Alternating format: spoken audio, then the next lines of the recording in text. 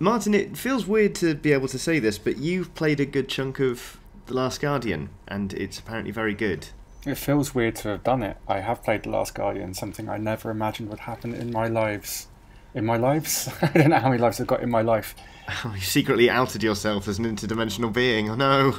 It's because I'm a cat. Why? It's because I'm thinking like Cat Weagle, basically. Yeah, I got to play Last Guardian, and what a surreal experience that is. It's such a weird thing to be able to say. So what's it like? It's good. That's the thing that surprised me most about it. It's a good video game, which I was kind of worried it wouldn't be after so long. Yeah, quite. I mean, a lot of the time when you encounter a game that's been in development for so long, you wonder if it can age well at all, but it seems to have stood the test of time. Yeah, it's a difficult thing about this because obviously expectation is not going to help it whatsoever. And on the back of 9 years of basically hoping and praying this thing was going to be reality, I reset my expectations a little bit, and especially after I'm obviously not the first person to play this. People played it at E3 this year, and I think the overriding reaction to it was kind of a slight disappointment. Right. And it feels slightly dated and everything, and so I did go into it knowing full well that it's not gonna change the world. It's not gonna be the most technically astounding game ever. But I think those expectations helped because of if you approach it as if this was a game that came out in 2010, which is probably when it should have come out, then it's brilliant as a direct sequel to Shadow of the Colossus and Eco. Which I think is all that any of us ever wanted anyway. It delivers brilliantly on that. As a video game in 2016, with kind of what people expect from video games in 2016, it still might lead to disappointment from some people in terms of how it looks, and also in terms of how it plays. But those things don't matter so much to me because of it kind of carries on the spirit of what Ueda and Team Ico did before their previous two games. Sure, but so it still might be wise for people to revise their expectations a bit, but it's not that they're getting a bad video game per se. Yeah, I spoke to Ueda about this last week. I had a little interview with him and kind of asked a few questions like that, and said expectations obviously not going to help you at all. And obviously we've got the recent example of No Man's Sky, which was kind of torpedoed by the sense of expectation around it. And what are you like? Is that a worry? What's going to happen? Do you think people are going to react really badly to it? And his response was brilliant. I'm paraphrasing, but it was basically my first game. It was just about holding someone's hands, and my second game it was just a big empty field of some monsters in it. And so I think people know what to expect from my games. There's no items to collect or no crafting system or anything like that. He makes very simple games with a big emotional heart. And that's exactly what The Last Guardian feels like. It is a very simple game, but it's got a very, very big heart.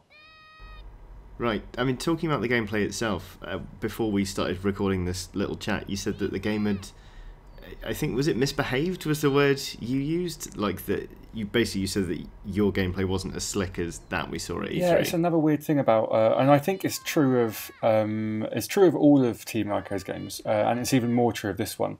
They're quite clumsy games, and I think even when we played Ico and Shadow of the Colossus way back when, they're two games that are quite clumsy in their way, but I always thought that's part of their charm, especially in the first game where you play quite a clumsy little boy who kind of, his animation, he kind of trips up around the scenery all the time. And that is true to an extent as well in Shadow of the Colossus. In here, that becomes the game pretty much. It is really, really clumsy and really hard to control. And sometimes it kind of gets in the way. Like the camera, I'm not going to make excuses for. The camera is quite annoying on it, and it can be a bit of a frustration. But otherwise, the way your character moves is not always completely in your control. And obviously, Trico itself, the big cat weagle that you're navigating around, won't sometimes respond to your calls. It's its own entity, and it will just stand there and stare at you sometimes when you're telling it to do something. Right. Which is going to annoy people, because sometimes you've got to ask this thing, you've got to ask Trico to do something 3 or 4 times before it will do it. And it's not what we expect from a video game now, where you just expect everything to be smooth and everything to work. But I like that. I like the fact that there's this game which is actively resistant to you. and that's what it is. It is like a cat of a video game, basically. Like you can't get your cat to sit down. Well, I did actually teach my cat to sit down and do paw, but that's a different story anyway. That'll be another tutorial we can do at some point on how to get your cat to fetch and everything. But most cats who aren't my cat Oscar don't sit and fetch and do that kind of thing for you. They will just stare at you when you do that kind of thing. And that's what this game feels like. Often it just kind of stares at you and just like going, "What are you trying? What do you want me to do?" Like, I'm just not doing that. I'm just not going to do that. And I really like that. I really like that an awful lot. Yeah, it's cool. Like, it's interesting when I was watching the E3 demo just to refresh my memory before we started chatting. When he has to make that big jump, and at the very last second, like the Catwiggle catches him by the back of the jacket, it really made me think. If this thing was more like a cat, it would just let him fall and it would just calmly watch and then bat something else off after him. So that's interesting. I can kind of imagine how it would simply piss people off if to have it be unresponsive like that. But I guess people expect different things from games nowadays, and people react to games very differently than they did when these games came out. And that's what's interesting about it as well. And another thing that's interesting as well, because of when those two games came out, they were so influential, and it felt like for a time you couldn't play something which wasn't inspired by Ico and Shadow of the Colossus. And I worried that that would be a problem as well, because we've played so many games that have followed in the footsteps of these two kind of legendary games that that almost The Last Guardian, which is like the original team coming back in a way, they're coming back and doing something. It would feel like a bad cover or something, because we've played this too many times. We've all played Journey basically and stuff like that, which feels like a natural successor to the work of Team Ico.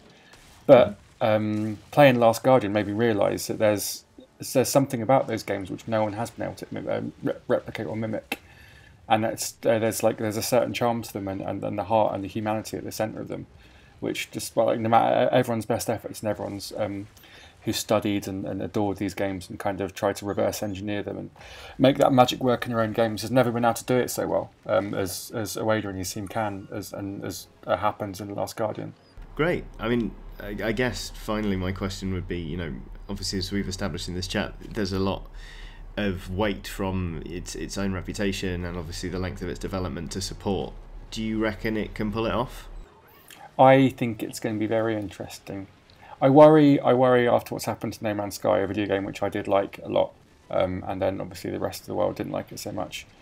I worry that something similar might happen to this, and there'll be a backlash against it.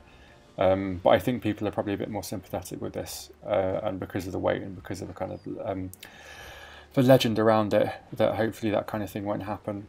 But it's going to be interesting. I think it's going to delight as many people as it disappoints. But I was really pleasantly surprised by what I played, and I can't wait to play more. Okay, well, I guess it remains to be seen how it goes across. But in the meantime, thank you so much for telling us about The Last Guardian, Martin. It was very interesting. Thanks for having me. I'm going to leave you, the lovely viewers at home, with a bit more gameplay. Hopefully you'll enjoy it, and hopefully you enjoyed this little chat. So thanks very much for watching. Please do like and subscribe and so on and so forth. Goodbye. Bye-bye.